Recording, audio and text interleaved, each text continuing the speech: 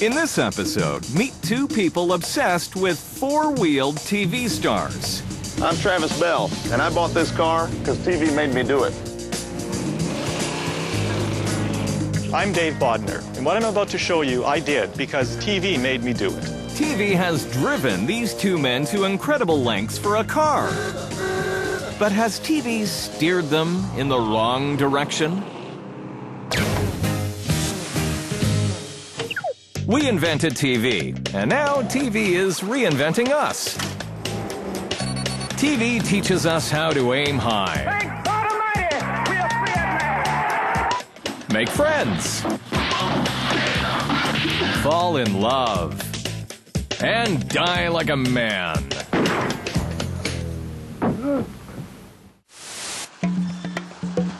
You can tell a lot about a person by the car they drive. So what does this car say about this driver?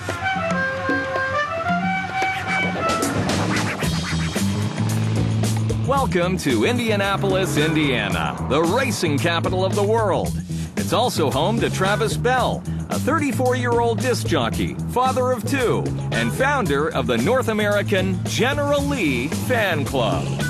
The standard 1969 Dodge Charger, complete with no air, no power seats, and no cruise control. Alternator gauge doesn't work, the oil pressure gauge doesn't work, the temperature gauge doesn't work, the fuel gauge doesn't work, and nobody ever cares how fast you're going anyhow.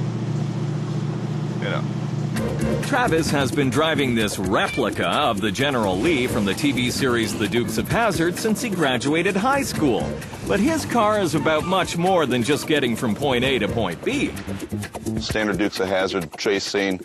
I'm going to drive the General Lee. You guys in the police car, you're going to grab it all on film.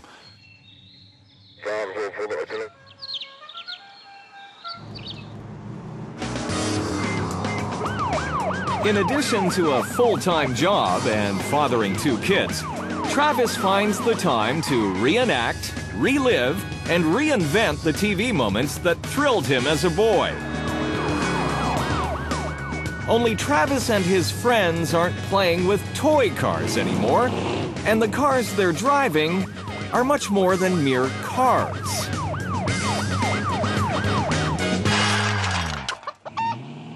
We find some really interesting manifestations of the automobile in TV, and not so much as means of getting from point A to point B, but as characters all their own. The most memorable cars in television history didn't necessarily talk, but they sometimes did.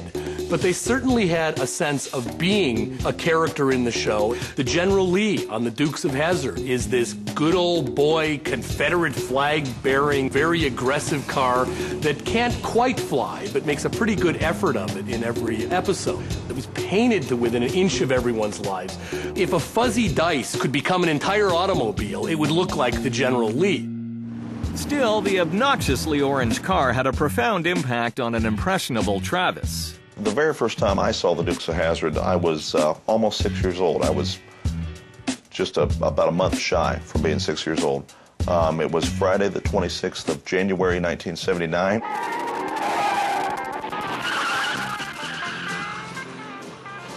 All of a sudden, I had this big orange flying Dodge Charger. And at that point in time, the magic car that flew it lit my flame at that point.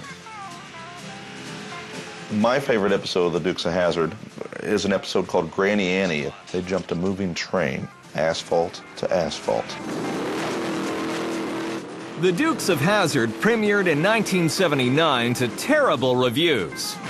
But Bo, Luke, and Daisy Duke instantly became household names. Fine.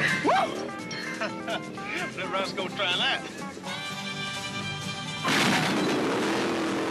It was probably one of the most incredible television sequences ever filmed.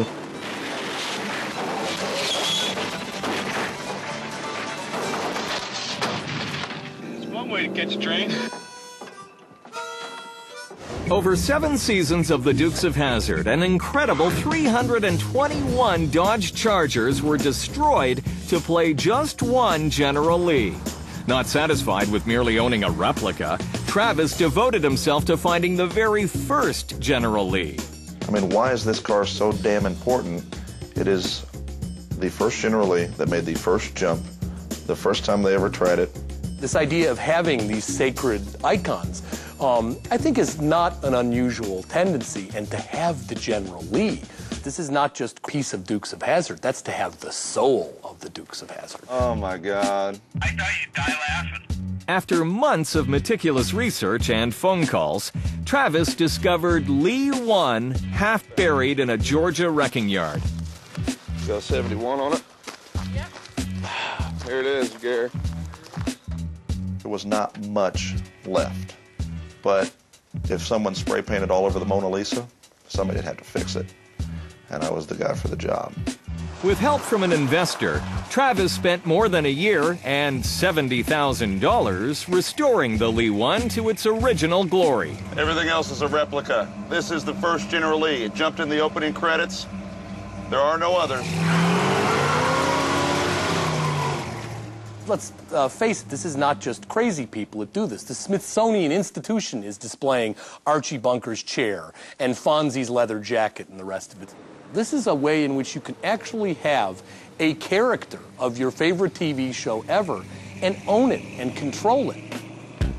But even possessing the most iconic TV car in history wasn't enough for Travis. As a child watching the TV show, your first General Lee was the smaller version. My poor mother had to probably buy me 19 of those small little General Lees. I set them on fire. I destroyed them, poor thing. Now 34 years old, Travis Bell can't seem to put the toys away. You can be the biggest fan of the Dukes of Hazzard. You can have every model, every this, that, and other. But what the hell pushes you to do the craziest thing in the world? I played with the toys. I played with the bigger toys.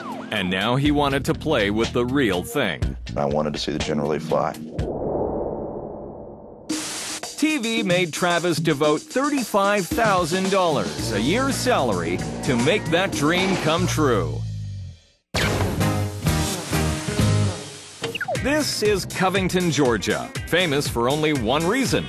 This is where the first General Lee was jumped in the very first episode of the Dukes of Hazzard. TV has led Travis Bell, a 34-year-old obsessed General Lee fan, here to make history. He's convinced this small town to let him jump a specially built replica General Lee on their baseball field. If he's successful, it'll be the first time a General Lee has taken to the air since the Dukes of Hazzard ended in 1985. I didn't realize how many hours were into putting this whole mess together. I hired 9 of the original stuntmen, 3 of the original mechanics. I built a fully roll-caged General Lee, a ramp, a couple of catch cars. All told, Travis spent $35,000, a year's salary. Here it comes. Be prepared. And it all boiled down to just 2 seconds.